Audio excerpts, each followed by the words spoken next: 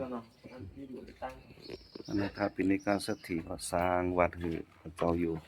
คนธรรมดาก็หน่อยหาเจ้ากินข้าวนึงได้ฮะเล่งพอบโค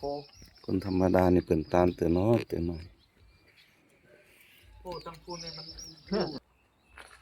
เป็นเถื่อนเป็นป่ากันนะเริ่มได้ว่าโควิดมากกว่าจังที่สาราสองหลังเลยเนี่ย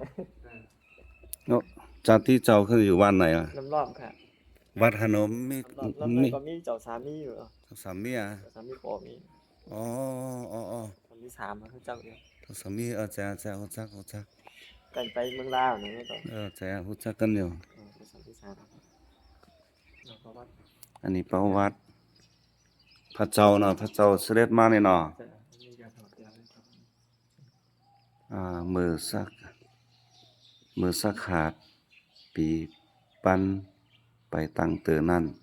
หมู่ยมทรมานอยู่ป่าเจตวันนาอารามโดยป่าตาพับโลกเนี่ยปัตตาพับโลกเนาะก็รอดถึงเมืองพยากและสีเสียนมอนมะละว่าสร้างเสาอยู่เนาะเมื่อตนองค์คำมาถึงร้อยนี้ชื่อว่าร้อยขุมเต้าตั้งอารหันตาสีตุนในพญาอินทร์และพญาอสุกธรรมราชาก็ทบยาพญาดอยชื่อว่ากลางไออุ่นตานเจ้าพระเจ้าก็เอามือไปกว่าสร้างภูมิโหไล่ภูมิคำ2 เซนปันพญากวางไออุ่นมาสร้างพระธาตุจอมเต้ามาถึงกาลบัดนี้สาธุนี่เป็นประวัตินั่นนะพระเจ้าเสด็จมาที่นี่แล้วเอาไม้เต้ามาเต้าเนาะมาเต้าที่นี่เนาะอ๋อนี่เอาเส้นผมเอาเฮ็ดแคมกันนี่เนาะเอาไม่สร้างคำหับเอาเลยอ๋อไม่สร้างคำให้เจ้าไว้นี่อันนี้พญาอุ่นก้างเนาะก้างให้อุ่นพญากลางให้อุ่นเจ้าเมืองเนี่ยพระเจ้าเอาไม้เต้าไว้ก็เป็นพระธาตุจอมเต้าอารันตาสีตุนมาจอมอันตัวนั้นเนาะอันพญาอินทร์เนี่ยมาจอมพญาอินทร์มาจอมอันนี้พญาอินทร์อันนี้นางธรณีพญาอินทร์อยู่แล้วนี่อ๋ออยู่ไปหลังอ๋อพญาอินทร์กลางจองเอาซะนี่อันนี้พญาเหรอ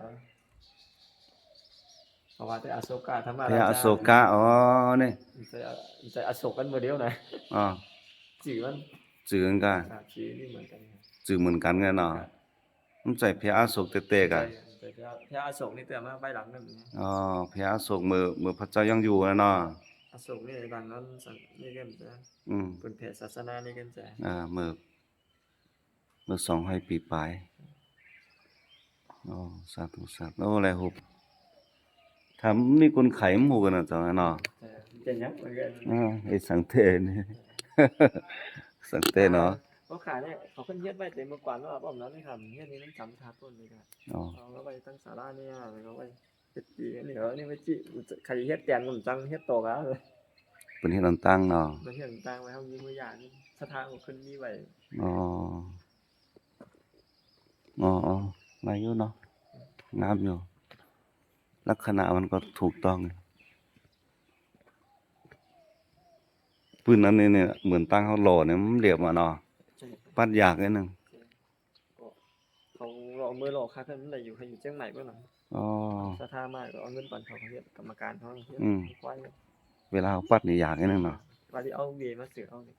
อ๋อถ้าเอาเวียเสือนี่ลาบเลียงเปียงงามอ่ะเนาะยินดีครับตามเจ้าพระสิทธิ